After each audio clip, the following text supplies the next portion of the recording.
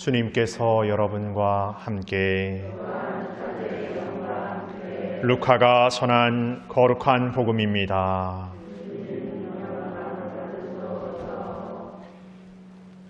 그때 예수님께서 성전에 들어가시어 물건을 파는 이들을 쫓아내기 시작하시며 그들에게 말씀하셨다. 나의 집은 기도의 집이 될 것이다라고 기록되어 있다. 그런데 너희는 이곳을 강도들의 소굴로 만들어버렸다. 예수님께서는 날마다 성전에서 가르치셨다. 수석 사제들과 율법학자들과 백성의 지도자들은 예수님을 없앨 방법을 찾았다. 그러나 어떻게 해야 하는지 그 방도를 찾지 못하였다. 온 백성이 그분의 말씀을 듣느라고 곁을 떠나지 않았기 때문이다.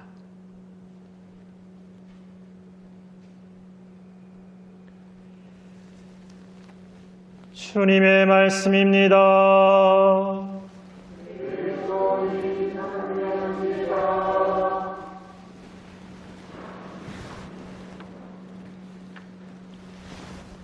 찬미 예수님,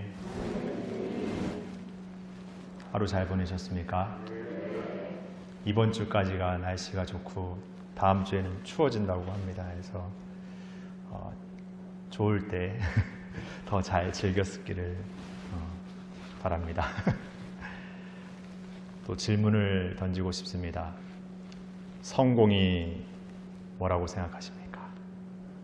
인생에서 성공한다라는 것, 돈을 많이 벌어서 성공이라고 표현하기도 하고, 출세를 해서 성공이라고 표현하기도 하고, 어쨌든 내가 뭔가를 하는 데 있어서 그것이 잘 되었을 때 성공이라고 말하기도 하고, 어떤 경기나 어떤 게임을 이겼을 때도 성공이라고 말하고, 어쨌든 내가 하고자 한 대로 잘 됐을 때 성공이라고 말합니다. 오늘 제1독서를 보면 사람들이 이제 그 이교인들이 더럽혔던 제단을 새롭게 되찾고 그 제단을 정화해서 다시금 봉헌하게 됩니다. 8해 동안이나 그 제단 봉헌을 기념하는 축제를 열기도 했고, 번제물, 친교제물, 감사제물, 온갖 제물을 바치기도 했습니다.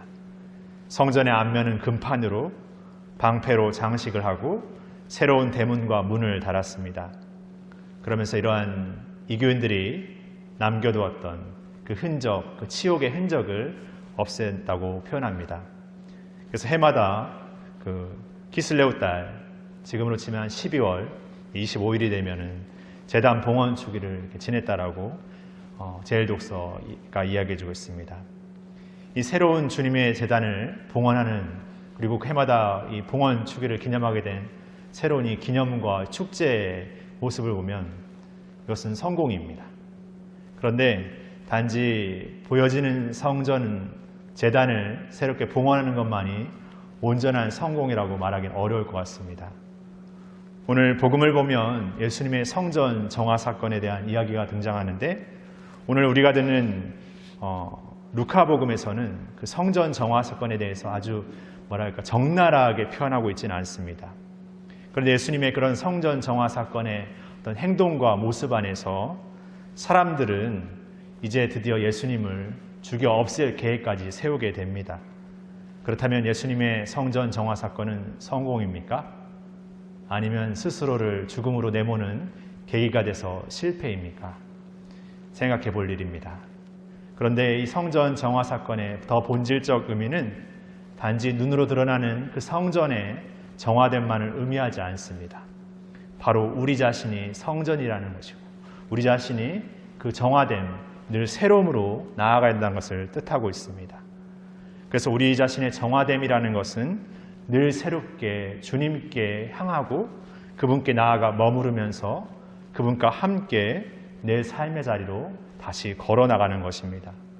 그 삶의 자리 안에서 다시금 예수님다운 삶을 살아내는 것이라고 말할 수 있습니다. 그래서 진정한 성공은 예수님을 따르는 삶을 우리의 삶에서 살아내고 지켜내는 것이라고 말해볼 수 있을 것 같습니다. 그래서 그러한 성공된 삶, 신앙의 성공을 산다라는 것은 단지 순간의 어떤 의기나 어떤 판단과 계획만 갖고 되는 것이 아닙니다. 오늘 예수님을 잡아 없앨 계획을 세웠던 사람들이 예수님께 어떻게 할지 그 방도를 찾지 못했던 것처럼 우리는 예수님 안에 머무르고자 할 때, 우리가 예수님 안에 머무를 때 세상의 그 어떤 악과 세상의 어떤 방식도 우리의 삶에 우리의 행동을 빼앗아가지 못합니다. 그러기 위해서 우리는 그분 안에 머물러야 합니다. 그분 안에 머무른다라는 것은 단지 일시적인 머무름도 아니고 내가 좋아서 호불호 하는 그런 머무름도 아니고 그분의 뜻을 찾고 묻고 답하는 그런 머무름이어야 합니다. 거기에는 온갖 수고와 인내가 끊임없이 계속될 수 있습니다.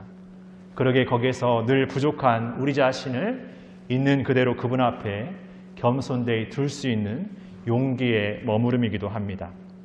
다시 말해 우리 방식의 머무름이 아니라는 것입니다. 구미에 맞춰서 도망치고 변명하고 핑계대고 면피하고 숨어버리는, 내가 원할 때 내가 필요할 때만 찾는 그런 머무름이 결코 될 수 없습니다. 그러게 우리는 늘 그분과 끊임없는 새로운 동행을 시작해야 됩니다.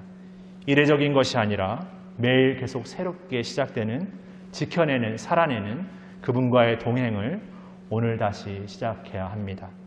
그렇게 매일의 삶이 봉헌이고 매일의 삶이 그분 안에 머무름이고 우리의 삶의 자리로 동행하는 것이라고 말할 수 있을 것 같습니다. 그래서 오늘 영성채송은 이렇게 고백하고 있습니다. 저는 하느님 곁에 있어 행복하옵니다. 주 하느님을 피신처로 삼으리이다.